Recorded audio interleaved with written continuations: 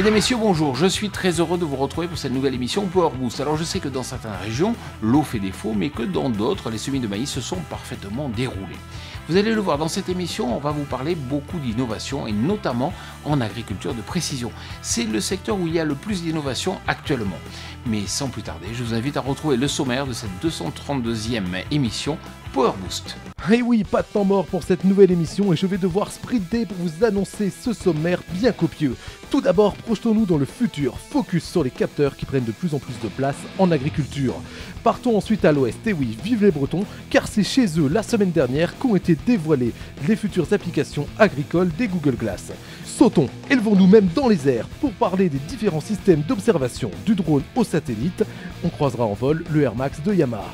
Redescendons sur Terre maintenant pour prendre la route avec la nouvelle version du trafic de Renault et on verra qu'il n'est pas incompatible d'être en fauteuil roulant et de diriger une exploitation agricole.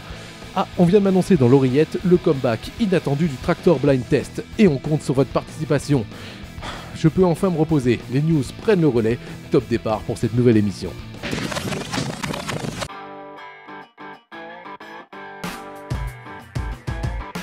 Sur le premier trimestre de l'année 2014, Manitou a réalisé une augmentation de son chiffre d'affaires de 7% par rapport à la même période en 2013. Le spécialiste de la manutention a en effet enregistré un chiffre d'affaires de 291 millions d'euros sur les 3 premiers mois de l'année.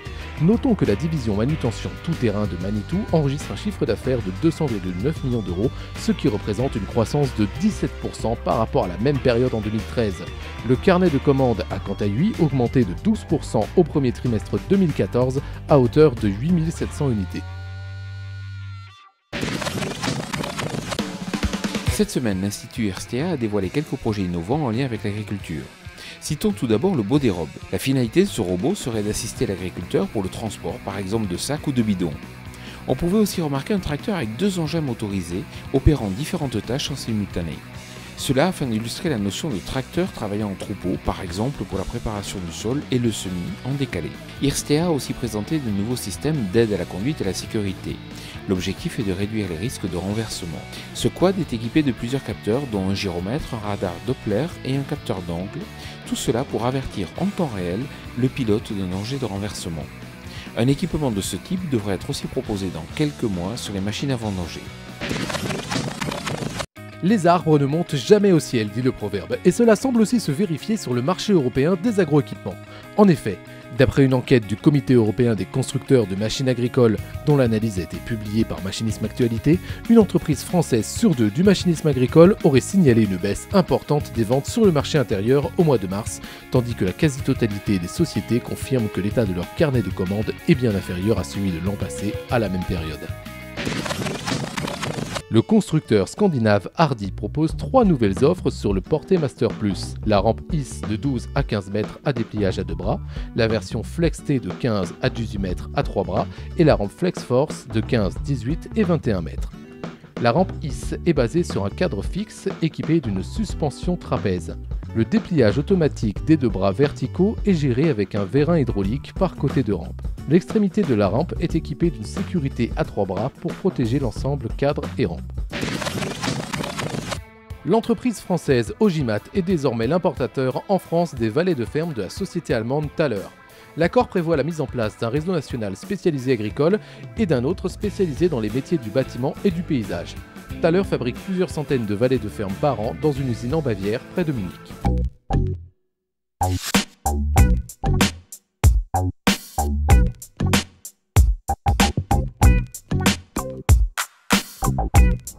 Parce qu'ils sont de moins en moins chers, les capteurs risquent donc d'être de plus en plus présents dans les parcelles des agriculteurs. Alors concrètement, qu'est-ce que cela va changer? Réponse de Thomas Cochini.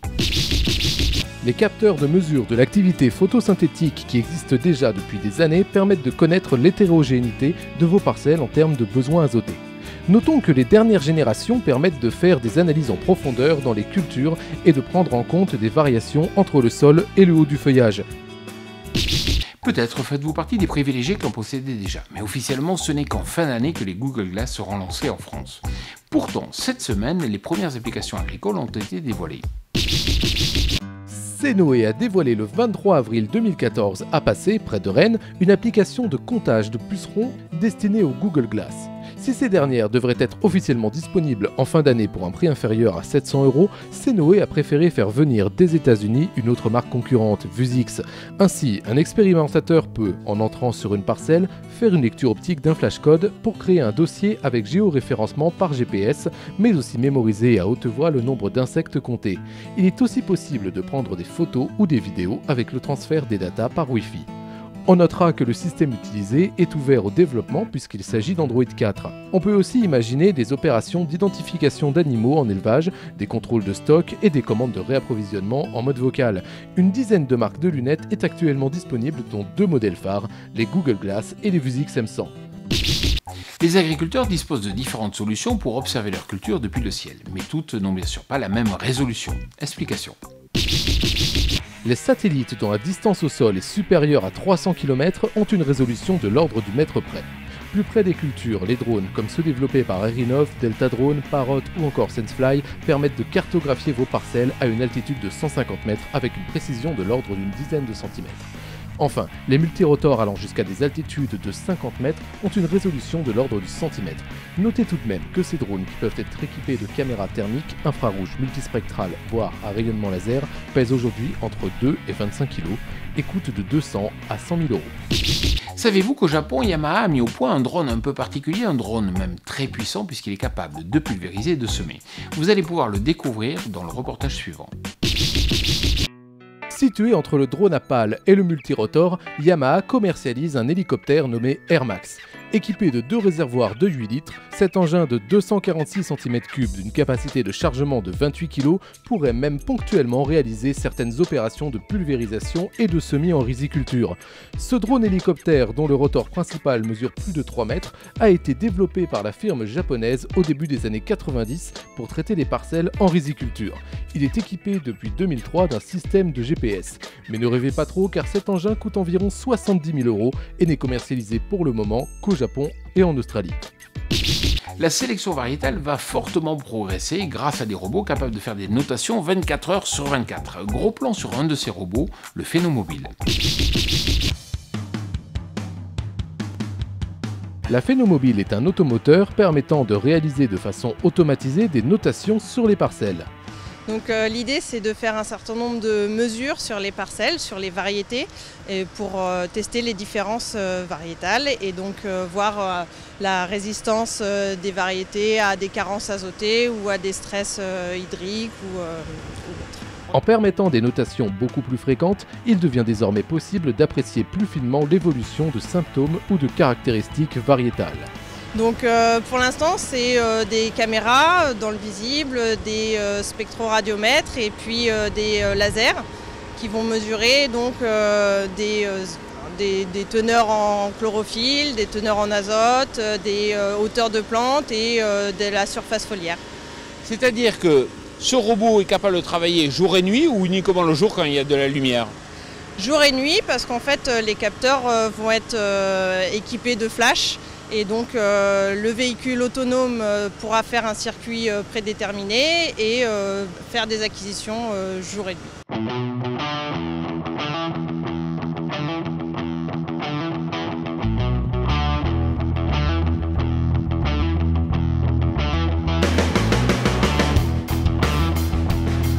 Le trafic, vous le connaissez tous, il est présent dans de nombreuses fermes et pourtant Renault en dévoile une nouvelle version. Cet été, une nouvelle édition du Trafic de Renault sera commercialisée. Les constructeurs ont gardé les points forts des 2 précédentes éditions, à savoir son rapport qualité-prix, sa robustesse et sa capacité de chargement, tout en lui apportant des innovations et un design soigné. Concernant l'intérieur, l'habitacle est présenté comme un bureau mobile avec ses rangements de 90 litres et ses supports pour téléphone, tablette, ordinateur et bloc-notes. Côté motorisation, il sera équipé d'un nouveau moteur diesel simple ou twin turbo dont l'objectif est de réduire la consommation d'1,1 litre par rapport à la version actuelle. D'une longueur de chargement de 4,15 mètres pour un volume utile jusqu'à 8,6 mètres cubes sur la version fourgon, ce nouvel utilitaire Renault arrivera dans les concessionnaires en septembre et ne devrait pas coûter plus d'une centaine d'euros que la version actuelle du Trafic. Être handicapé et piloter une exploitation n'est plus forcément incompatible. Il existe désormais des solutions pour accéder aux cabines des tracteurs. La question du handicap sur les exploitations agricoles est un enjeu important. En 2008, la MSA comptabilisait 5300 chefs d'exploitation ayant un handicap important. Néanmoins, il existe des solutions automatisées telles que celles développées par la société Bourgeois SA pour accompagner les personnes en fauteuil roulant jusque dans la cabine de leur tracteur. Ce système aménageable sur de nombreuses configurations de cabine permet ainsi d'élever une charge jusqu'à 150 kg. L'État français est d'ailleurs l'un des seuls pays européens à proposer des dispositifs d'aide aux entreprises facilitant le travail avec des employés agricoles handicapés. A noter que la MSA et d'autres organismes comme la SAMET et la GFIF subventionnent ce type d'installation spécialisée dans le secteur agricole.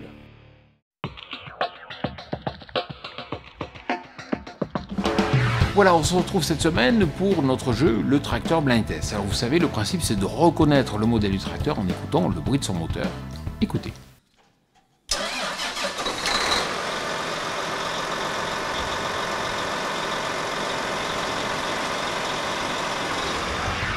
Vous avez reconnu? C'est très simple, vous pouvez jouer avec nous sur notre page Facebook.